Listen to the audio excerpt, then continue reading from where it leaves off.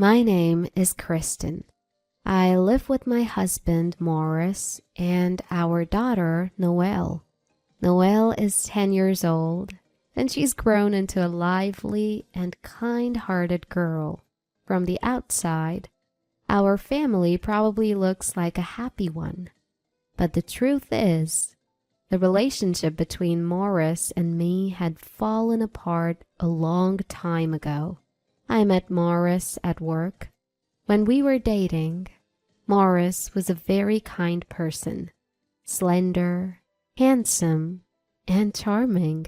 He cared for me so much that when he proposed, I was overjoyed to the point of tears. I thought we could live happily ever after as a married couple. I realized I was wrong a few months after our wedding. I discovered that Morris was nothing but a lazy person who only looked good on the outside. He never did any housework, and he just lazed around on his days off. Because of this lifestyle, he quickly lost his good looks and became as big as a bear.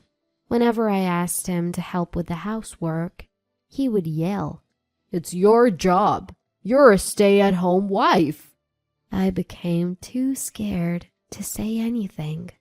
Becoming a stay-at-home wife was something Morris asked me to do when we got married. He told me, "It's been my dream to have my wife welcome me home," and I couldn't refuse him. So I quit my job, but I regretted it soon after our marriage. He would say, "You're a stay-at-home wife, so it's natural for you to do all this." And he would force all the housework on me.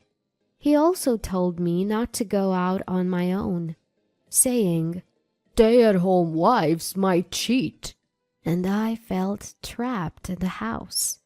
A few months into our marriage, I wanted to leave Morris. But then I found out I was pregnant. Morris was truly happy about the child. I struggled with whether or not to divorce Morris, but I chose to continue our marriage, hoping that having a child might change him. I realized that choice was a mistake as soon as Noelle was born.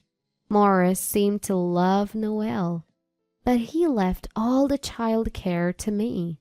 Moreover, he started coming home late on weekdays and started going out without a word on weekends.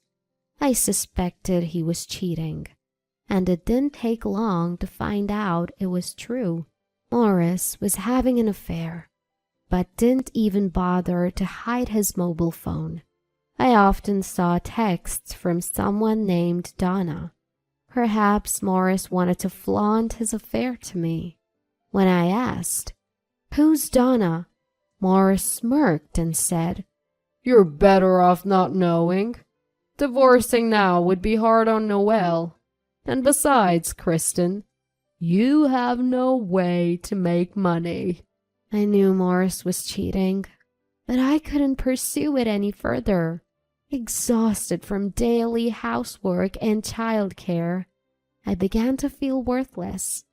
I felt so worthless that I even thought it was natural for Morris to cheat on me. I was very depressed at that time. I also hesitated to take Noelle's father away from her, as Morris said, and above all, I had no qualifications or skills. I was hired by the company I worked for before marriage thanks to being a fresh graduate. But I felt that finding a new job after not working for a while would be difficult.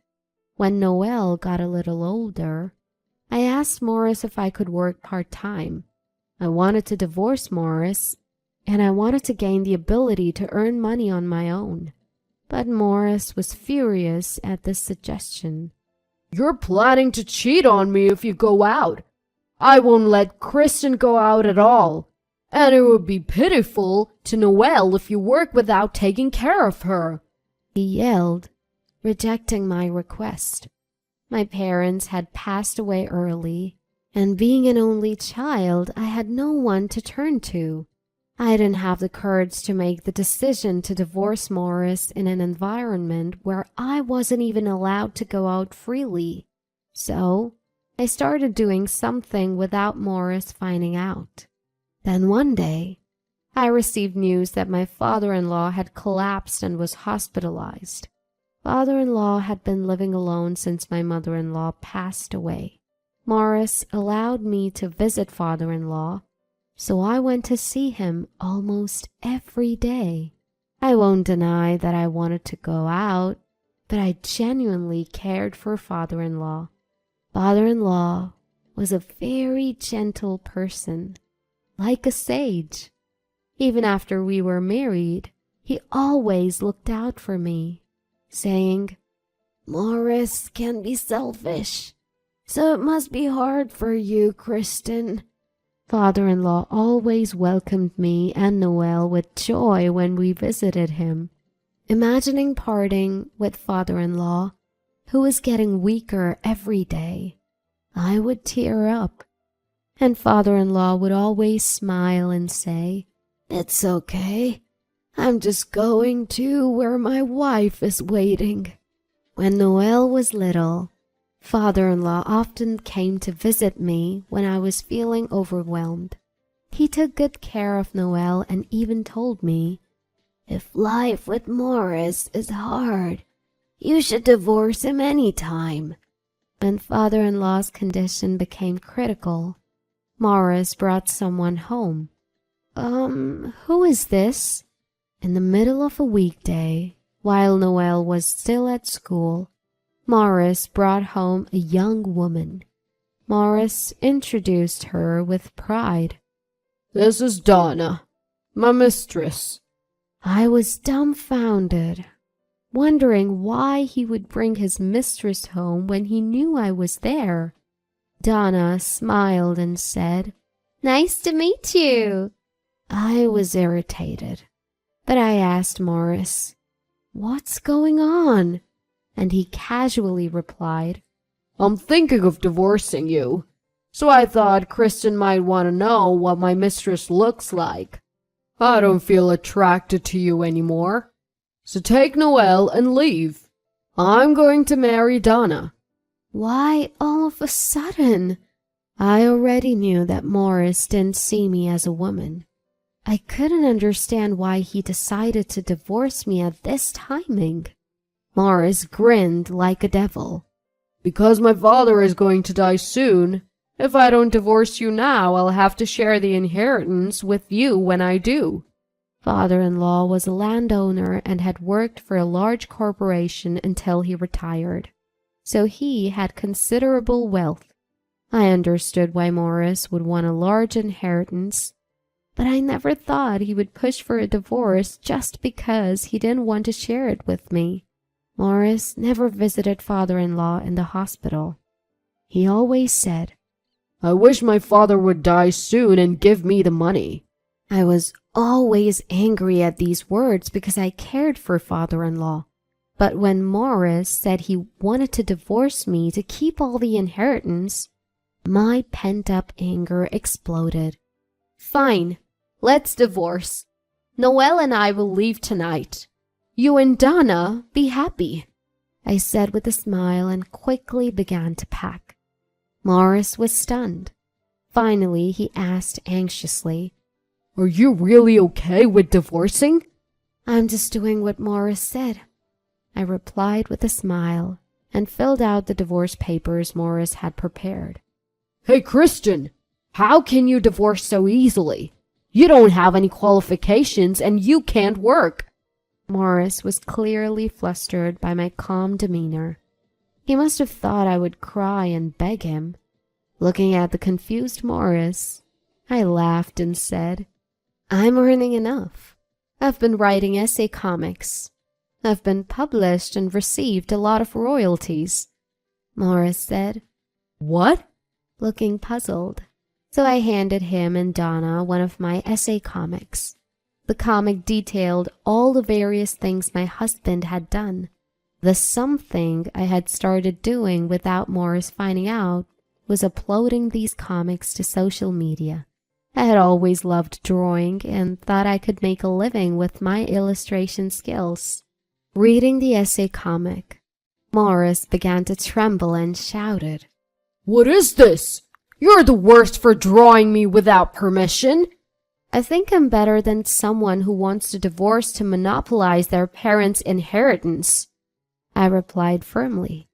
Morris opened his mouth to say something else, but Donna spoke first. Is this true?"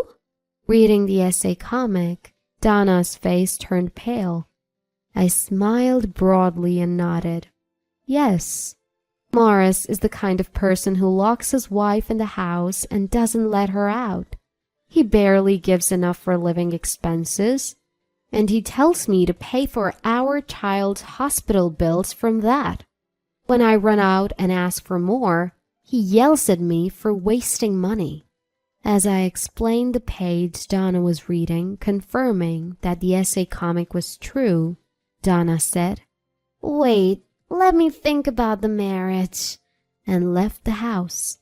Morris tripped and fell as he stood up, shouting, "Donna, wait for me!" He hit his head and groaned in pain. His reaction was so funny that I couldn't help but laugh. Morris turned bright red and yelled, "It's all your fault!" before running after Donna. In his haste, he left the divorce papers behind, so I decided to submit them myself. I explained the situation to Noelle when she came home, and we left. Noelle understood that we were divorcing and that she wouldn't see Morris anymore, but she was more worried about not seeing father-in-law. "Can't we visit Grandpa anymore?" "I think it's fine to visit Grandpa as usual since your father probably won't go there," I answered, and Noelle looked genuinely happy. After submitting the divorce papers at the courthouse, Noelle and I, having nowhere else to go, visited father-in-law. We asked if we could live with him until we found a place to rent, and father-in-law immediately agreed. He apologized for Morris's behavior, saying, "My son has done something truly inexcusable." Within a month, father-in-law passed away. Noelle and I were grieving, but Morris's constant anger towards me was a real nuisance. Apparently, Donna had left him because of the essay comic, and he was angry, saying, "It's your fault." But he also bragged, "Now all of my father's inheritance is mine." I was disgusted with myself for ever marrying such a person. A few days after father-in-law's death, Morris called me at lunchtime. "Hey, you must have deceived my father." I had no idea what he was talking about and asked, "What do you mean?" "My father gave away all his inheritance, and he left a will saying that the only thing he kept, the house, goes to Kristen." I was shocked by father-in-law's will, and Morris yelled, "Come here now!" When I rushed to the house, I found Morris and a lawyer in the messy home, left untidy since there was no one to clean. The will shown to me by the lawyer indeed stated that the house was left to me, and father-in-law had left me a letter. "Kristen, I'm truly sorry for the trouble Morris has caused. I've donated all the inheritance, but I want to leave the house to you. Please accept it as my small way of making amends for raising a child like Morris. Thank you for everything." Morris had read the letter and even accused me. "Were you having an affair with my father?" "I won't stand for this nonsense," I exclaimed through tears. "Father-in-law has been worried about you all this time, and yet you never visited him once, only wanting his inheritance. You're a despicable person." Perhaps surprised by my tearful outburst, Morris stood dumbfounded beside me, while the lawyer explained the procedure for receiving the inheritance. Morris muttered, "But it's my house." but the lawyer told him, "Legally, this house belongs to Kristen," and he was left speechless. Noel and I had planned to find a rental and move, but we decided to live in the house that father-in-law had left us. Life with Noel was peaceful, and she seemed happy. I had endured the marriage for Noel's sake, but I regretted not divorcing sooner. As for Morris, he was later arrested. He had broken up with Donna, but then became a stalker. He followed Donna, begging her to marry him, and he even broke into her house. This led to legal trouble, and he was forced to resign from his job. Morris lost his job and Donna due to a restraining order. He managed to rent a small apartment room after selling the house we had lived in, but he struggled to find work. The reason I knew this was because Morris had broken into the house I had inherited. Living a poor life in his apartment, Morris broke a window to enter crying. "Help me, Kristen!" I immediately turned him over to the police. It seems that Morris, who is on probation, will now face actual imprisonment. I hope he can correct his twisted personality while paying for his crimes. As for me, I turned this divorce drama with my husband into a comic, and it's going to be published again.